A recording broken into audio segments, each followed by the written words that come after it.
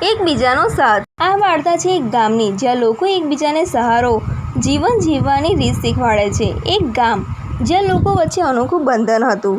અહીંના લોકોએ સખત મહેનત કરી, એકબીજાને મદદ કરી અને એકબીજાના સુખ દુઃખ વહેંચ્યા। આ ગામની વાર્તા ખૂબ જ અનોખી હતી।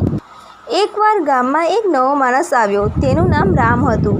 રામ અત્યંત નિરાશાજનક સ્થિતિમાં આવ્યા।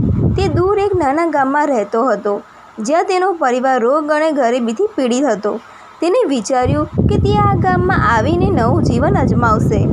રામ ગામમાં આવ્યા અને આદર્શ બનવાની કોશિશ કરવા લાગ્યા। તેમણે દરેક કાર્યમાં સખત મહેનત કરી, બીજાને મદદ કરી અને દરેક માટે પ્રેરણા સ્ત્રોત બન્યા। તે અન્ય લોકોના સુખ દુઃખમાં પણ ભાગીદાર થતો।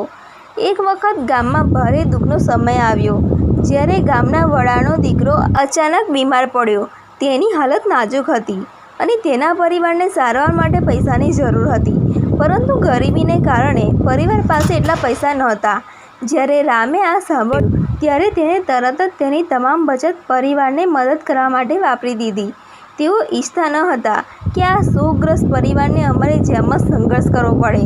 બચતની સાથે તેણે ગામના અન્ય લોકોને પણ અપીલ કરી અને તેઓએ પણ પરિવારને મદદ કરી। આ ઇમરજન્સીમાં ગ્રામજનોએ એક મોટી ટીમ બનાવી। બધાએ સખત મહેનત કરી અને તેમની સંસ્થા સાથે મળીને સારવાર માટે પૈસા ભેગા કર્યા। થોડા સમય બાદ પુત્રની સારવાર કરવામાં આવી અને તે સંપૂર્ણ સ્વસ્થ થઈ ગયો। આ ઘટના બાદ તમામ ગામના લોકો એકબીજાને મદદ કરવાના ઈરાદા વધુ પ્રબળ બન્યા હતા। આ તેમની સદ્ભાવના, ભલાઈ અને શક્તિનું પરિણામ હતું।